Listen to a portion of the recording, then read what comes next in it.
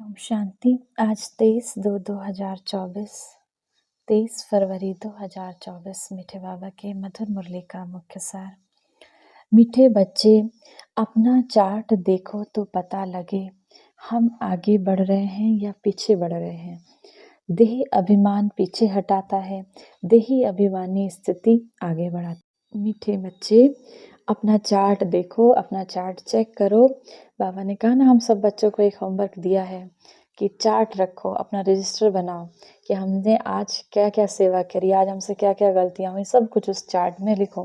तो बाबा ने कहा उसमें देखो कि हम अब दिन ब दिन उस चार्ट में आगे बढ़ रहे हैं या पीछे हट रहे हैं।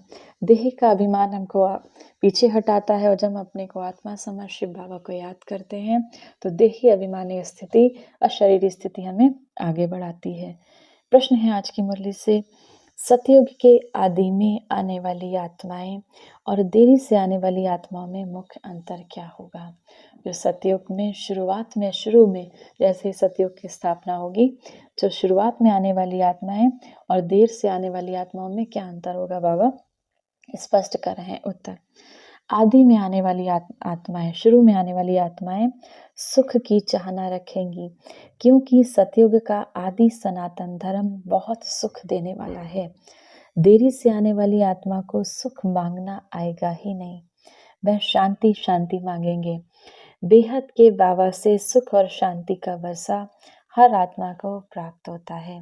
तो जो आदि में आने वाली आत्माएं हैं वो सुख, बाबा कहते हैं उनका क्या है, धर्म सुख देने वाला है, तो उनको सुख मांगना आएगा।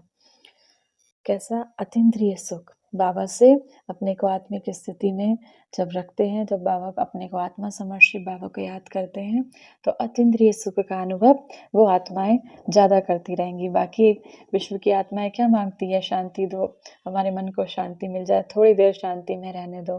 तो वैसी आत्माएं जो देर में आएंगी, बाबा कहते हैं वो शांति मांगती रहेंगी। धारणा के लिए मुख्य सार है, पहला नंबर, शरीर निर्वाह अर्थ कर्म जरूर करो। शरीर को चलाने के लिए कर्म जरूर करो, लेकिन टू मच झंझटों में नहीं फंसना है, बहुत अधिक झंझटों में नहीं फंसना है। ऐसा चिंतन धंधे आदि का ना हो जो बाबा को ही याद भूल जाए। दूसरी पॉइंट, अनेक मनुष्य मतों को छोड़ एक शिव बाबा की मत पर चलना है। एक शिव बाबा की महिमा गानी है, एक बाबा को ही प्यार करना है, बाकी सबसे मोह निकाल देना है। अनेक मनुष्य मतों को छोड़ एक शिव बाबा की मत पर चलना है, एक बाबा की महिमा गानी है, एक शिव बाबा को ही प्यार करना है, बाकी सबसे मोह निकाल देना है। अनेक मनुष्यों की मतों पर चलने के बजाय एक शिव बाबा की मत पर चलना है, उनकी आज्ञा माननी है, एक शिव बाबा की महिमा गाते रहना है, एक शिव बाबा को ही प्यार करना है। वरदान है, बेहद की वैराग्य वृत्ति द्वारा पुराने संस्कारों के वार से सेफ रहने वाले मास्टर नॉलेजफुल भव। पुराने संस्कारों के कारण सेवा में, संबंध संपर्क में विघ्न पड़ते हैं। संस्कार ही भिन्न भिन्न रूप से अपनी तरफ आकर्षित करते हैं। जहाँ किसी भी तरह का आकर्षण है वहाँ वैराग्य आ नहीं सकता। पुराने संस्कार हमारे जो भी हैं, क्रोध के, काम के, मोह के, लोभ के, अहंकार के, ईर्ष्या के, तो बाबा कहते हैं इसके कारण संबंध संपर्क में विघ्न पड़ते हैं, रिश्ते में विघ्न पड़ते हैं। और संस्कार भिन्न भिन्न रूप से अपनी तरफ आकर्षित करते हैं।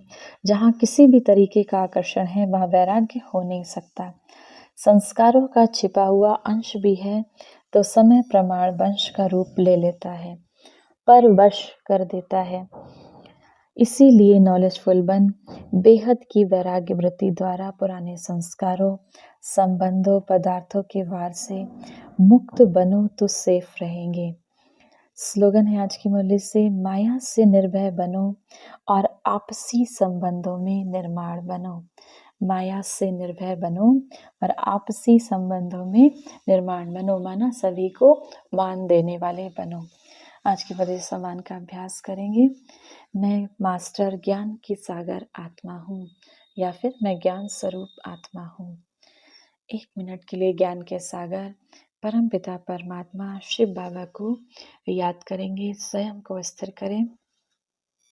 7 गुणों से संपन्न मैं आत्मा, प्रकृति की मत विराजमान, एक सतोगुणी आत्मा हूँ। परमात्मा शिव को मैंने जब से जाना, बाबा ने मुझ आत्मा को 7 गुणों से भरपूर कर दिया, अष्ट शक्तियों से भरपूर कर दिया।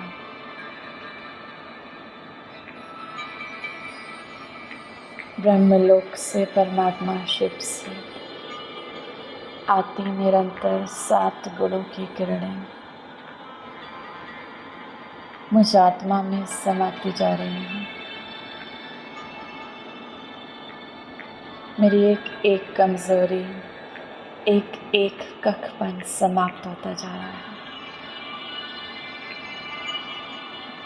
मैं आत्मा संपूर्ण शुद्ध बन गई, संपूर्ण पावन बनती जा रही हूँ। परमात्मा शिव के ज्ञान के रंग से रंगती जा रही हूँ।